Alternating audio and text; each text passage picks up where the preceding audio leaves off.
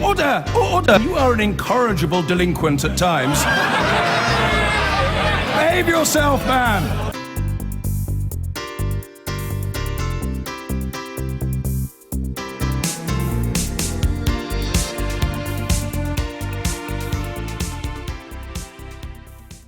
Trade unions are gathering in Brighton for the annual TUC Congress, the first to be held since the EU referendum.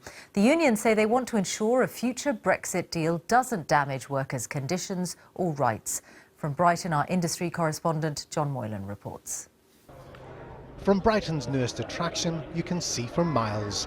But trade unions gathering here this week are still wondering what's on the horizon in the wake of the vote to leave the EU. Frances O'Grady, who heads the TUC, campaigned to remain. She now fears workers' rights that are enshrined in EU law could be eroded. We've had the votes. The vote was close but clear, and now our job is to get on with representing working people, whichever way they cast their vote, and make sure that they don't pay the price of a Brexit. Like many people, trade unions are still grappling with this decision to leave the rest of the EU far behind us. So today they called for the government to greenlight some really big infrastructure projects to boost the economy. The TUC insists that the UK still lags behind many richer nations when it comes to this kind of investment. For one local firm, investment has been the secret of its success. It exports these nutritional supplements across the EU, so it's worried about how Brexit will affect that in the future. The biggest challenge that we'll have is if we're having to negotiate with individual countries. It's going to increase the logistics times that we have, potential legislative costs, labour costs for different legislations within different markets. It will just add layers of complexity that we'd rather not see and will definitely impact our growth into the EU.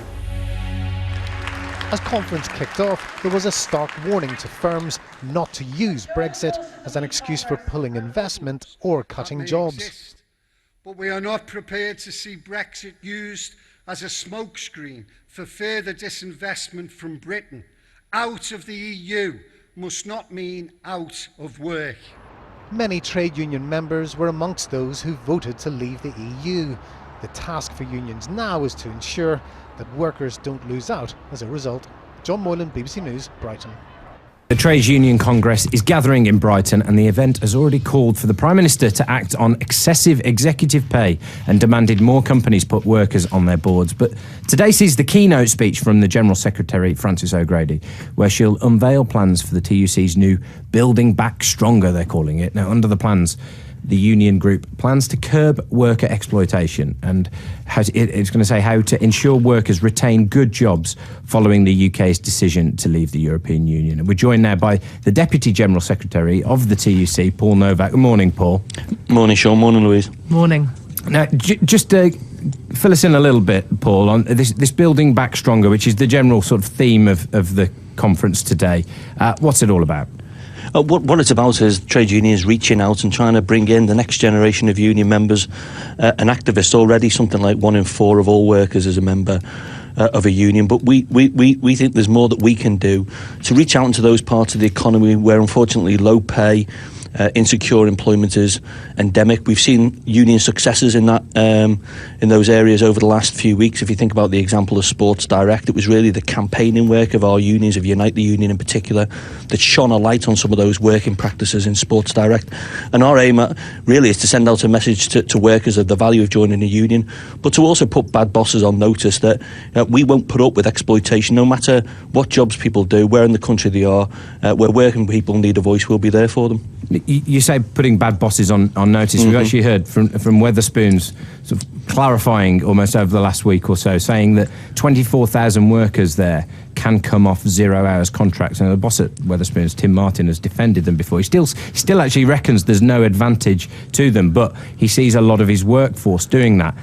Are there many, many more companies as big as the likes of Wetherspoons, McDonald's, Sports Direct, who are going to be changing, do you think?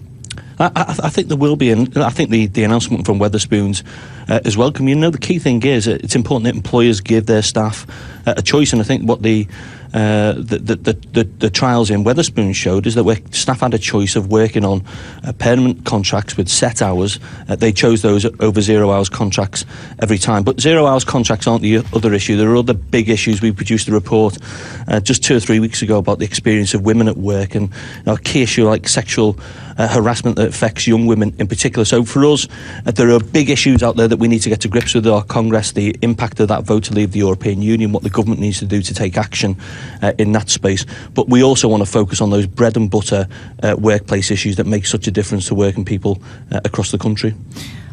One could argue that it wasn't the Unite union or the unions that brought Sports Direct into the light. It was the Guardian pioneering work of journalists. It was the Guardian and the BBC.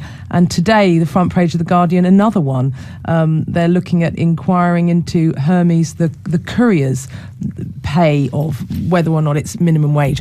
Do you think the union's doing enough? Isn't it left to the journalists? No, I don't think that's the case at all. I think actually it was the work done by Unite that brought that, brought the attention from journalists. And I think it's not an isolated example. If you think about companies like ASOS, like Hermes, like Amazon, it's the hard graft put in by unions that brings these issues into the public domain. I'd also say that we did a lot of work with shareholders as well. We have a group called Trade Union Share Owners, which brings together union pension funds, our investment arms, to make sure that we're mobilising shareholder opinion, because ultimately some of these bad working practices, they're not good for workers, but they're also not good for companies in the longer term either. One of your themes is to ensure that it's not British workers that pay for Brexit. Mm-hmm. And yet there is enough research evidence that it's the low-paid worker that's been harmed from the immigration resulting from EU membership. And yet your union, most unions, are pro-EU membership. Well, we certainly campaigned hard for the UK to remain, but we've had the vote. The vote was close, but it was decisive. And absolutely rightly now we're saying that whichever way people voted in the referendum, the key is to make sure that working people don't pay the price for Britain leaving the European Union. That means government needs to take action on jobs, on investment and on rights. And also, yes, that we need to have to properly manage migration. That's something we've called for a long time. So there are practical things the government can do right here and now on that issue. We've called for the government, for example, to reinstate the Migration Impact Fund, to take the pressure off public services in those parts of the country where there are issues, because there's no doubt that migration has been a net benefit to the UK economy, worth something like £2 billion a year. But in lots of communities where public services are hard pressed, where there are issues around low pay, low quality employment, there are pressures in those communities, and government needs to act on those pressures. Paul, do you believe in the free movement of people now?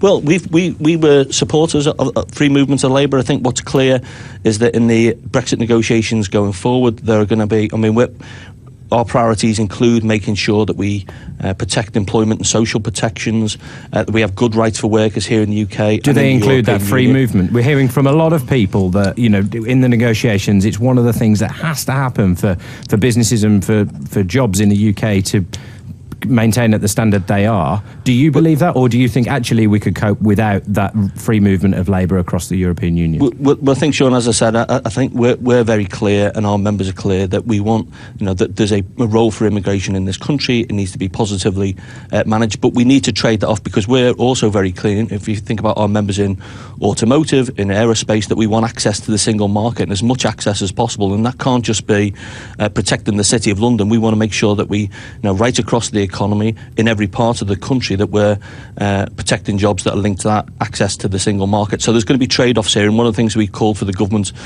to do is to have as broad a based negotiating team as possible. So this isn't just politicians who are at the negotiating table in Europe. We want businesses involved, the regions and nations and trade unions, and we want to have a national conversation about what is it that British people want in these negotiations going forward, because it's not enough just to say Brexit is Brexit. Paul Novak, Deputy General Secretary of the TUC, thank you very much. That the Congress continues in Brighton today.